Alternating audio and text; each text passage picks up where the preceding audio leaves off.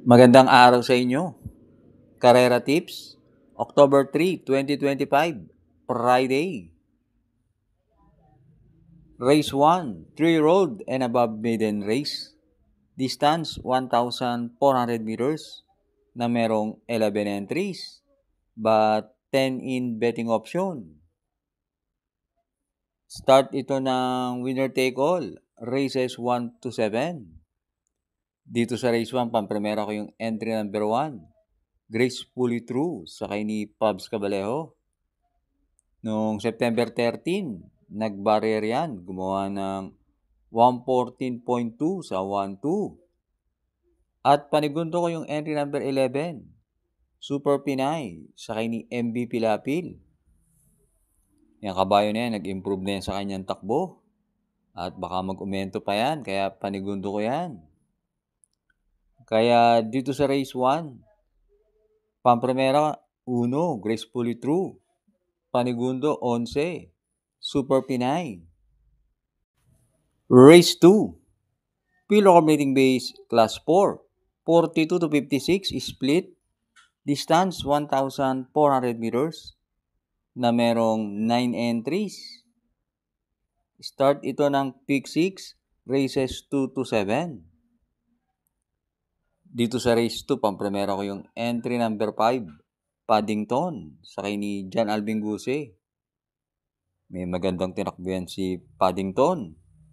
Nasigundo yan kay Open Billing at gumawa ng 125.2 sa 1-4. At panigundo ko yung entry number 6, Euroclidon, sakay ni AP Asuncion. Lately, magaganda tinatakbo niyan. At isa yan sa may best time na 124.6. Kaya dito sa race 2, pamprimera 5, Paddington. Panigundo 6, Euroclidon. Race 3, 3-year-old maiden race, non-placers. Distance 1,400 meters na merong 7 entries. Start ito ng Pick 5, races 3 to 7. Dito sa race 3, pamprimera ko yung entry number 7, Maria Eloida, sakay ni K.E. Malapira. Meron yan tiyempo na 130 sa 1-4. At nung ginawa niya yung tiyempo na yan, hindi masyadong pinupuwersa. Kaya maaaring mas mainam pang tiyempo ang gawin yan. At panigundo ko yung entry number 1, Arcturus, sakay ni Patty Dilema. Last run, bandera na yan. Medyo kinapos lang. Sa tingin ko, yan ang magbibigay ng magandang laban sa 7. Kaya dito sa race 3, pamprimera 7, Maria Eloida. Panigundo 1, Arcturus. Race 4, Pilo Coordinating Base Class 5, 17 to 41 split. Distance 1,400 meters na merong 8 entries. Start ito ng Pick 4, races 4 to 7. Dito sa race 4, pamprimera ko yung entry number 5, Galactus, sakay ni Pabs Cabalejo. Sa tingin ko, yan ang babandera. At lately, yan naman si iikot lang, di masyadong matulin.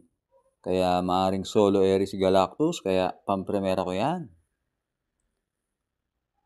At panigundo ko yung entry number 3, Laguna de Bay, sakay ni A.R. Ramos. Last run, maganda na tinakbo niya, napang-apat yan. Dating may 128 yan sa 1-4, kaya panigundo ko yan.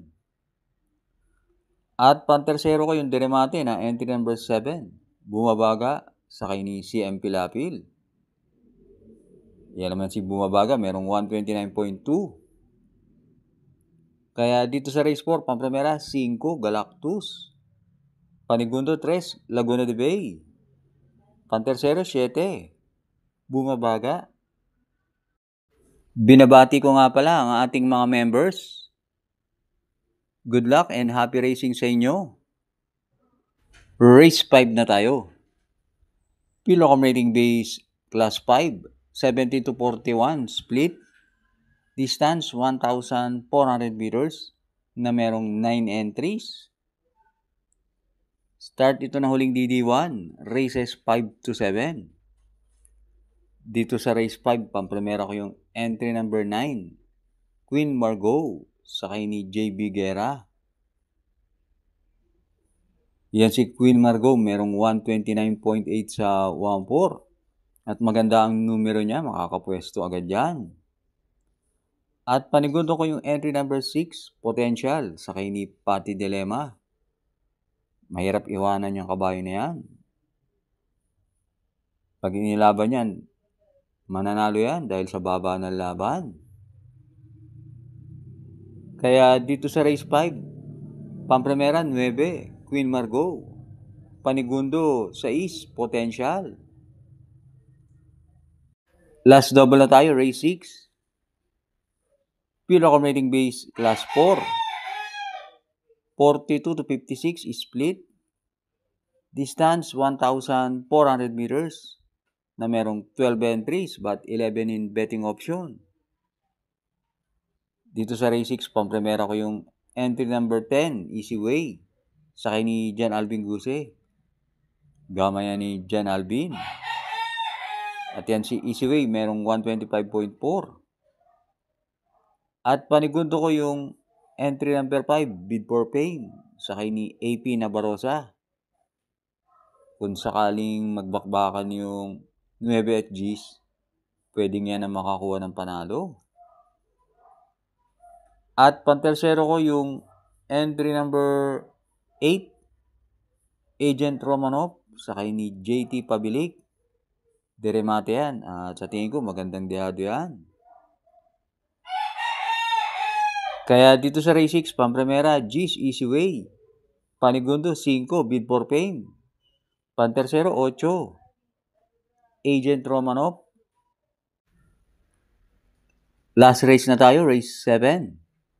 Pure accommodating base, class 5, 17 to 41, split. Distance, 1,400 meters na merong 10 entries. Dito sa race 7, pampremera ko. Tingin ko pwedeng singlein. Entry number 2, Nards 23, sakay ni CP Henson.